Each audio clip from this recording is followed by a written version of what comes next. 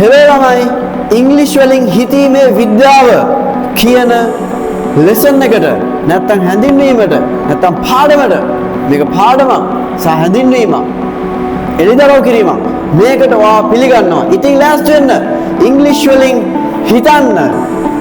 Get ready to think in English. Wow!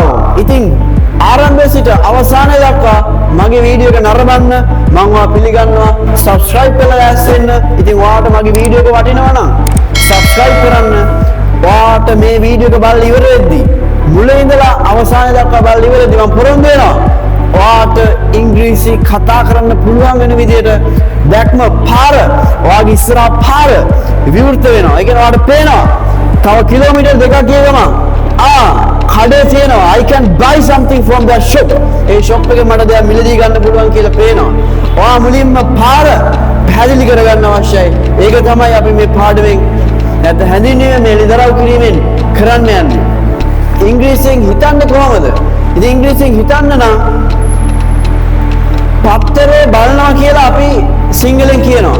පත්තරේ බලනවා. මගේ ළමයා කිව්වා මේ ළඟදී පත්තරේ සර් බලනකොට මොනවද කියන්නේ කියලා ඇහුවා. බලනවා. මට එකපාර උත්තර දෙන්න බෑ watch නැත්නම් see නැත්නම් look කියලා. ඉංග්‍රීසියෙන් පත්තර බලන්නේ පත්තර කියනවා. ඔන්න මගේ ආරම්භය. This is the beginning. ඔන්න ඉංග්‍රීසියෙන් හිතීමේ සංකල්ප ඉංග්‍රීසියෙන් හිතීමේ විද්‍යාව. ඉතින් ලෑස්ති වෙන්න. මොකද්ද කියන්නේ? පත්තරේ බලනවා ඉංග්‍රීසි. මම පත්තරේ හැමදාම බලනවා. I read the newspaper every day. ඉංග්‍රීසියෙන් පත්තරේ බලනවා කියන්නේ ඉංග්‍රීසියෙන් පත්තර කියනවා විතරයි. ඇවිල්ලා වාඩි වෙන්න. Come and sit. ඉතින් and කියන්නේ සහ ඉංග්‍රීසියෙන් සම්පූර්ණ වෙනස් එකක්. ඉතින් ඔයා ඉංග්‍රීසියෙන් හිතන්න සලස්වන්න. ඉංග්‍රීසියෙන් හිතන්න පටන් ගත්තොත් විතරයි ඔයාට පුළුවන් ඉංග්‍රීසි කතා කරන්න. ඉංග්‍රීසි වාක්‍ය රටාව වලින් ඔයා හිතන්න ඕන. ඉංග්‍රීසි වාක්‍ය රටාව වලින් ඔයා හිතන්න ඕන. ඉතින් ඉංග්‍රීසි වචන ගැන අපි කතා කරද්දී වචන වාද ඕන. ඉංග්‍රීසියෙන් හිතන්න නැත්නම් කතා කරන්න. ඉතින් වචන කොහෙන්ද එන්නේ? ඔයා උදේ ඉඳලා යටට එනකල් ලිස්ට් එකක් හදාගෙන වචන කටපාඩම් කරන්නේ නැති. කටපාඩම් කරාට හරියන්නේ නැහැ. ඔන්න කියමන අහගන්න. ඔයා එක වචනයක් 10 සැරයක් කටපාඩම් කරන්න. ඔයාට ඒක දවස් දෙකකින් හෝ තුනකින් නැත්නම් පහුවදා ඔයාට ඒක අමතක වෙන්න බලයි. හැබැයි එක වචනයක් ඔයා දවස් දෙකක් පාවිච්චි කරන්න. Use one word. එක වචනයක් පාවිච්චි කරන්න. ඒ කියන්නේ වාක්‍යයක් අස්සර දාලා පාවිච්චි කරන්න. එක්ක සිංහල කතා කරද්දී පාවිච්චි කරන්න. හරිද මේ වගේ? ඕක කරද්දී පොඩ්ඩක් careful වෙන්න. ඉතින් වචනේ careful පරිස්සම් වෙන්න කියලා පාවිච්චි කරා. වාක්‍යයක් අස්සර දාලා සිංහල වාක්‍යයක් අස්සර හරි දාලා කමන්නේ පාවිච්චි කරන්න. එතකොට ඔයාට ඒක අමතක වෙන්නේ නැහැ. මම කියවන මතකද? 10 සැරයක් කටපාඩම් කරනවාට අමතක වෙන්න බලයි. නමුත් එක සැරයක් පාවිච්චි කරන්න. ඔයාට ඒක කවදාවත් අමතක වෙන්නේ නැති වෙයි. ඔයාගේ වර්ධ සාක්ෂියෙන් අහලා බලන්න. ඔයා කටපාඩම් කරපු වචන ගාන ඩික්ටේෂන් අර පන්ති ඩික්ටේෂන් ටික ඔයාට සමහර ඒවා මතකයි සමහර ඒවා අමතකයි. ඔයාට මතක ටිකට මොකද උනේ කියලා මම කියන්නද? කටපාඩම් කරපු වලින් සමහර ඒවා ටිකක් මතකයි. ඔයාගේ වර්ධ සාක්ෂියෙන් අහලා බලන්න. වර්ධ සාක්ෂියෙන් අහලා බලන්න. ඒ ඔයාට මතක ටික ඩික්ටේෂන් වලින් මතක ටික තමයි ඔයා දන්නේ නැතුව පාවිච්චි වුණා. විභාගෙට ලියද්දි පාවිච්චි වුණා. වාක්‍යයක් අස්සේ දැමුණා. එක සැරයක් කිව්වා. ඒව ටික තමයි ඔයාට මතක. එහෙනම් දන්නේ නැතුව පාවිච්චි වෙලා දැන් ඔයාට ඒව ටික මතකයි. සමහර ඒවා ටික ඔයාගේ ඩික්ටේෂන් වලින්. සමහර ඒවා අමතකයි. එහෙනම් අමතක වෙච්ච ටික මොනවද? පාවිච්චි වුණ නැති ටික. ස්ටීවන් ක්‍රේසන් කියනවා වචන 3000 යෝනේ ඔයාට ඉංග්‍රීසි කතා කරන්න. ඉතින් ඔයා දැනටම ඔයාගේ ජීවිතේ සාමාන්‍ය වචන ටික දන්නවා. ඔයා දන්නේ නැත්නම් මොනවද? ඒවා ටික ගැට ගහ ගන්න අවශ්‍ය වාක්‍ය රටා. Don't touch අල්ලන්න එපා. Don't come. ඉතින් don't ගාවට ඔයාට පුළුවන් ඕනම ක්‍රියාපදයක් දාගන්න. ඒවා තමයි වාක්‍ය රටා කියන්නේ. simple present tense ගැන ගත්තොත් සම්පූර්ණ මම දෘෂ්ටි කෝණයක් දෙන්නේ අද පාඩම් දෙන්නේ නැහැ. ඉංග්‍රීසියෙන් හිතීමේ විද්‍යාව 2026 අපි මේ යන්නේ නැත්නම් 2026ට මේ ඇවිල්ලා ඉන්නේ 2026 ඉතින් 2026 ඉංග්‍රීසියෙන් හිතන්න ඕනේ වාක්‍ය රටා ඔයා භාවිත කරනවා සිම්පල් ප්‍රසන්ට් ටෙන්ස් ගැන කතා කරොත් ඒක කියන්නේ පුරුදු හැටි ගැන කියලා අවබෝධ කරගන්න ඕන. I go to school every day. මම හැමදාම ඉස්කෝලේ යනවා. I go ගාවට ක්‍රියාපදේ. ඉතින් I ගාවට වාට ඕනම ක්‍රියාපදයක් දාගත්ත හැකියි. I help poor people. මම දුප්පත් අයට උදව් කරනවා. I go වෙනකොට I help කියන ක්‍රියාපදය ආවා. ඊට කලින් කිව්වා don't come, don't touch, don't ගාවට ක්‍රියාපද. ඉතින් present continuous ගැන කතා කරොත් I am coming මම එන ගමන් ඉන්නේ I am ඇවිල්ලා ක්‍රියාපදයට ing එනවා I am sleeping මම නිදා ගන්න ගමන් ඉන්නේ දැන් මම නිදි ඒක වෙමින් පවතින දේවල් එහෙම වෙන් කරගෙන වාක්‍ය රට ඇතුළට ඒව දාගන්න ඕන ඉතින් මේ YouTube channel එකේ ඒ සියල්ල වෙනවා ඉංග්‍රීසියෙන් හිතන්න ඔයාලට සලස්වනවා මේ ප්‍රොෆෙසර් කිව්ව විදියට එයා පරීක්ෂණයක් කරලා 100%ක් මේ ක්‍රමය ලෝකේ පුරාවටම භාවිතා වෙනවා. ඉතින් ඔයාට වචන 3000 යෝනේ 3000 දැන්ටමත් තියෙනවා. කවදාවත් හොඳට අහගන්න. සම්පූර්ණ ඉංග්‍රීසි භාවිතා කරන්න යන්න එපා. මං හරියටම කතා කරනකන් ඉන්නවා කවදා හරි. ග්‍රැමර් ඔක්කොම ඉවර වෙලා තමයි මම ඉංග්‍රීසි කතා කරන්නේ. හොඳටම ඉගෙනගෙන වැරදි කරන්නේ නැතුව තමයි මම කතා කරන්නේ. දැන් මේක හොඳට බලාගන්න. කවදා හරි එකපාර මම හරියට ඉංග්‍රීසි කතා කරනවා කියලා කතා කරන්න ගියොත් ඒක කවදාවත් වෙන්නේ නැහැ. මෙහෙමයි වෙන්නේ නැත්තේ. මෙහෙම වෙන්නේ නැති විදිය බලාගන්න. හරි විදිය නම් මේකයි. ශ්‍රී ලංකාවේ අපිට ඉංග්‍රීසි කතා කරන්න ඕන නම් මෙහෙමයි වෙන්න ඕන. ඔයාලට සම්පූර්ණ පැහැදිලිකමක් වෙයි මම කතා කරද්දී. ඔයාගේ හදවත මේකත් එක්ක 100% සම්බන්ධලා සර් මේක තමයි ක්‍රමය. This is the method. This is the method.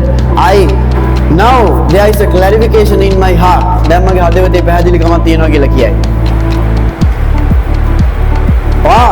කැඩිච්ච ඉංග්‍රීසි කතා කරන්න මුලින්ම broken English. ඒ කියන්නේ come sit. come and sit නෙමෙයි මුලින්ම කියන්නේ come sit. පස්සේ and sit කියලා දාගත්ත හැකි.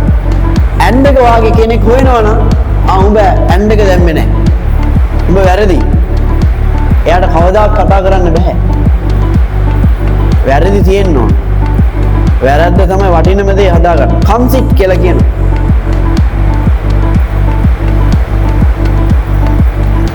වැරදි කැඩිච්ච ඉංග්‍රීසි තියෙනවා. කැඩිච්ච ඉංග්‍රීසි වා නඩත්තු කරනවා දිගටම. come sit watch newspaper කියලා හරි කියනවා. බලනවා newspaper බලනවා කියලා හරි කියනවා. watch newspaper බෑනේ. එහෙම හරි කියනවා. කියලා වැරදි කර තියෙනවා. ඊට පස්සේ මේ පැත්තෙන් come and sit කියන හරි grammar class එකෙන් ඉගෙන ගන්න. ඔන්න කැඩිච්ච ඉංග්‍රීසි ඔන්න හරි ඉංග්‍රීසි. මේක වන්නටත් ගන්න කොහෙද? class එකේ. මේක පුද්ගලිකව come sit and මේක come and sit හරි ඒවා ඉගෙන ගන්න class එකේ. ඊට පස්සේ මේ දෙක මේක නඩත්තු කරද්දී හරි class එකට යද්දී හරි දේවල් ඉගෙන ගද්දී සහ වැරදිත් එක්ක ඉංග්‍රීසි කතා කරද්දී දිගින් දිගටම දකින්න මේ දෙක අතර ગેප් එකක් තියෙනවා. මේ ગેප් එක ටික අඩු වෙනවා. ඒ කියන්නේ වැරදි අඩු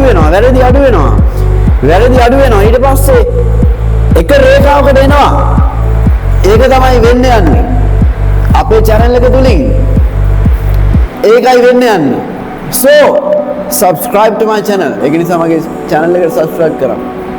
මම කියනවා if you are lucky වාසනාවන්ත නම් you will subscribe to my channel.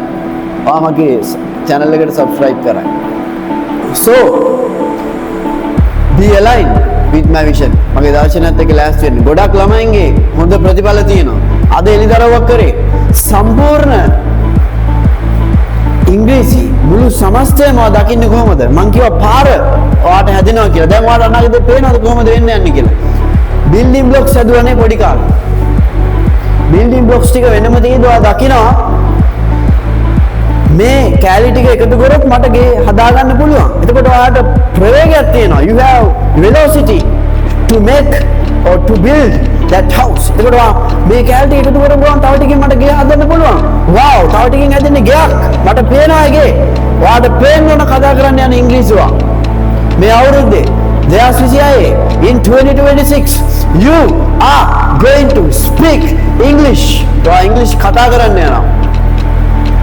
ඒක තමයි ඔයාට පේන්න යන විෂන් එක. ඔයාට ඒක දැක්කම ඔයා මෙයා පාවිච්චි කරන්න ගන්නවා. මොකද ඔයාට පේනොත් විතරයි ඔයාට පාඩම් කරන්න හිතෙන්නේ. කොච්චර වෙලාවක් පාඩම් කරන්න ඕන කියලා ඔයා දන්නවද? පැයක් දෙකක් නෑ. ඔයාට බඩගින්නක් ඇති වෙන්න ඕන පාඩම් ගන්න. ඒ බඩගින්න නිවෙනකම් ඔයා පාඩම් ගන්න. එහෙනම් බඩගින්න රඳාපවතින වෙලාව, ඒ කියන්නේ ආසාව රඳාපවතින වෙලාව තමයි වැඩි කරගන්න ඕන. පැයක් මට පාඩම් ගන්න හිතෙනවා. ඒක ඇදගෙන ඉන්නේ මොකෙන්ද? ආසාව තුලින්. ආසාව තුලින් අල්ලගෙන ඉන්නේ. ඒක තමයි ඔයා කරන්න ඕනේ මේ අවුරුද්දේ. ඔන්න ආරම්භය. This is the beginning. වෙන ආරම්භය. For the vision of Mentanimun. Mentanimunගේ vision එක. කොච්චර වෙලා පාඩම් ගන්නවා? බඩගින්නක් ඇති කරන් ඒ බඩගින්න නිවෙනකම් පාඩම් ගන්න. මොකද ඔයාලට ආසාවක් නැත්තම් ඔයා කරන එකෙන් වැඩක්ම නැහැ. වැඩක් තියෙනවා ඔයාගේ මහල බලන්න. වැඩක් නැහැ. ඒකට ඔයාලා ඇස්ති වෙන්න. ඒක නිසා මෙන්න ඉංග්‍රීසියෙන් හිතීමේ විද්‍යාව. ඉංග්‍රීසියෙන් හිතන්නේ පැටර්න්ස් වලින්. ඉංග්‍රීසි කියන්නේ ඉංග්‍රීසි. සිංහලෙන් හිතලා කරන්න බෑ. ඇවිල්ලා සහ වාඩි වෙන්න නෙමෙයි ඇවිල්ලා වාඩි වෙන්න. ඇන් කියන්නේ සහ. නමුත් ඉංග්‍රීසි කියන්නේ වෙනස්. come and see. ඒවයි ගොඩක් උදාහරණ තියෙනවා. white board එක දිහා බලන්න කියද්දි look at the white board. see at the white board නේ අපි දෙන්න. see කියන්නේ බලනවා කියලා ලියා ගන්න. watch කියන්නේ බලනවා කියලා ලියා ගන්න. look කියන්නේ බලනවා කියලා ලියා ගන්න. තුනටම බලනවා කියලා ලියා ගන්න. හැබැයි white board එක දිහා බලන්න කියද්දි look මට ඔයා පේනවා කියද්දි I can see you. මම ටීවී එක බලනවා කියද්දි I watch TV. තේරුම් තුනට අපි සිංහලෙන් ලියා ගන්න. සිංහලෙන් කරලා වැඩේ කරන්න බෑ. ඉතින් අපේ දර්ශනයට කැමති නම් subscribe to my channel. See you in the next video. Bye bye.